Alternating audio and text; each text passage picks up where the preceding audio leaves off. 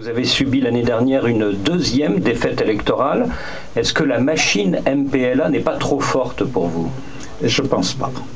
Je ne pense pas parce que les résultats des élections, normalement en Angola, ne reflètent pas la volonté du peuple manifestée dans les urnes. Ce sont des résultats fabriqués et attribués aux partis politiques d'opposition. Donc c'est ça qui s'est passé aussi en 2012. Nous travaillons exactement pour arrêter ce phénomène de fraude. Donc je ne pense pas que l'MPLA c'est une machine très forte.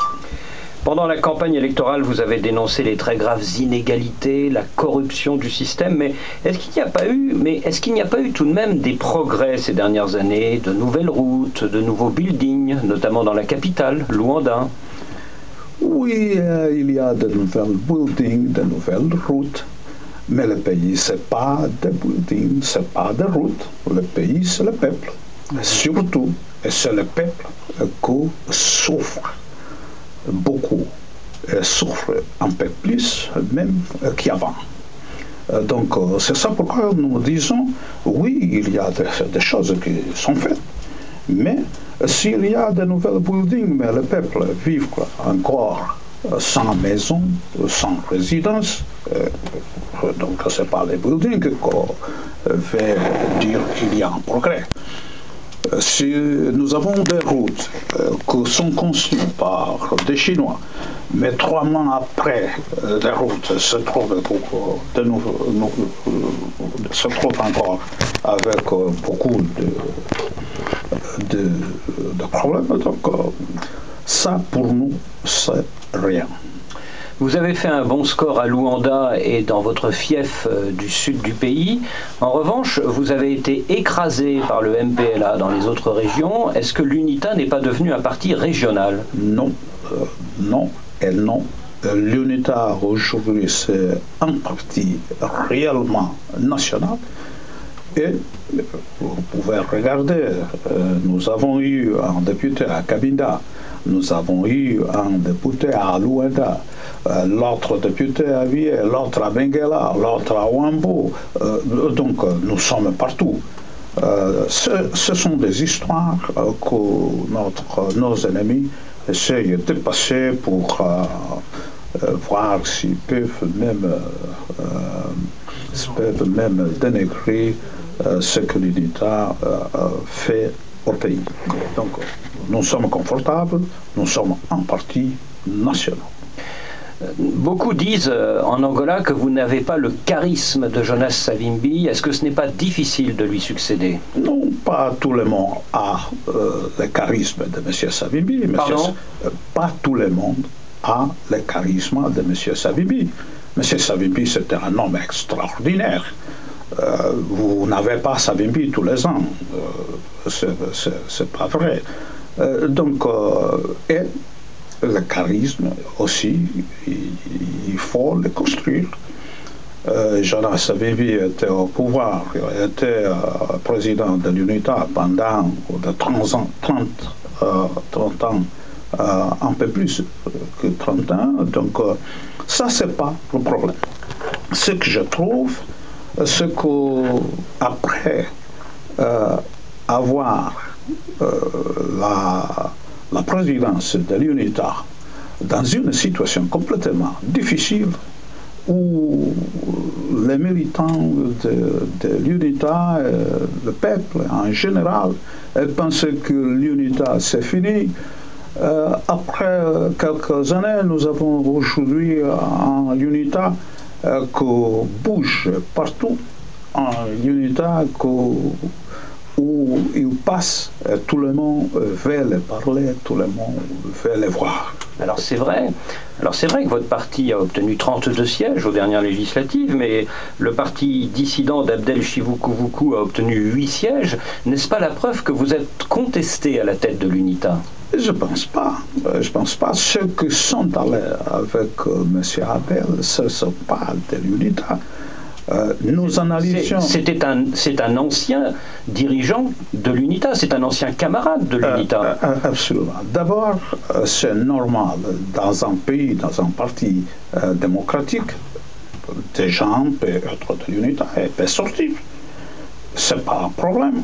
Il y a ceux du Parti socialiste ici, ils sont passés par la droite ou des autres partis. Et ça arrive partout. Donc, d'abord, premièrement, ça, ce n'est pas un problème. Deuxièmement, nous avons analysé les résultats des élections.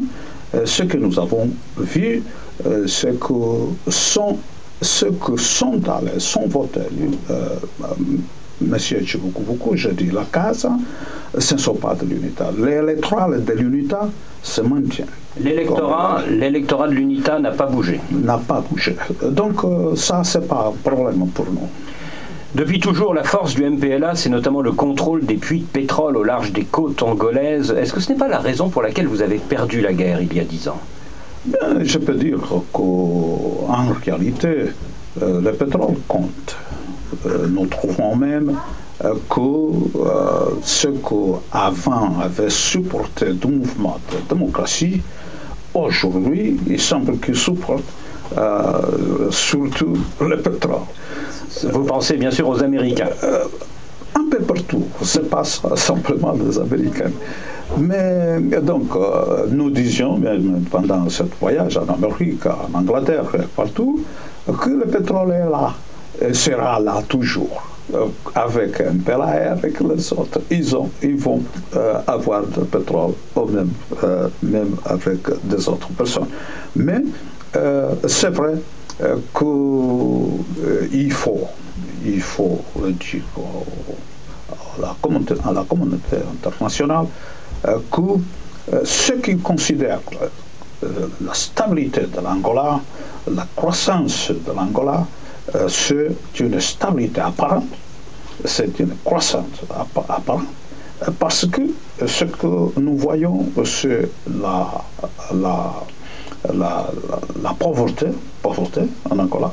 Les gens deviennent pauvres un peu plus qu'avant, et c'est ça un danger, c'est un risque, parce que peut-être nous ne pouvons pas parler d'une nouvelle guerre, mais en Angola, il y a des sements de conflits sociaux. C'est ça que nous devons éviter. Après 34 ans de pouvoir, beaucoup disent que le président Dos Santos commence à penser à sa succession. Qui peut lui succéder? Peut-être le vice-président, Manuel Vicente? Je ne sais pas. Je pense que ça, c'est une affaire du MPLA et pas de l'UNITA. Est-ce qu'il ne risque pas d'être contesté par les anciens combattants du MPLA? Monsieur Dos Santos aujourd'hui est contesté par tout le monde. Par le peuple, par des partis politiques dans l'opposition et par les gens du MPLA même qui viennent et parlent avec nous et nous encouragent de continuer à lutter pour que M. Dos Santos puisse aller se reposer. Super, très bien, merci. Il y a des dissidents du MPLA qui se rapprochent de l'UNITA? Je ne sais pas si je les appelle dissidents ou pas, mais même avant de sortir de l'Angola, il y avait des gens que je ne connais pas. Mais ils m'ont appelé au téléphone pour dire, écoutez, nous sommes membres du MPLA, anciens membres du MPLA, et nous sommes fatigués. Donc, faites-vous quelque chose parce que nous voulons le changement. Et vous, Isaias Samakova, est-ce que vous pensez à votre propre succession à la tête de l'UNITA? Dans l'UNITA, nous ne sommes pas une monarchie. Il y a des élections, ceux qui veulent diriger l'UNITA se proposent, ils se candidatent, se présentent. Et donc, je ne m'occupe pas de trouver quelqu'un qui me va succéder. Je m'occupe de chercher un processus d'approfondissement de la démocratie dans notre parti et j'espère que mes collègues aussi puissent se présenter pour diriger l'UNITA. Au prochain congrès. Au prochain congrès. Qui aura lieu quand?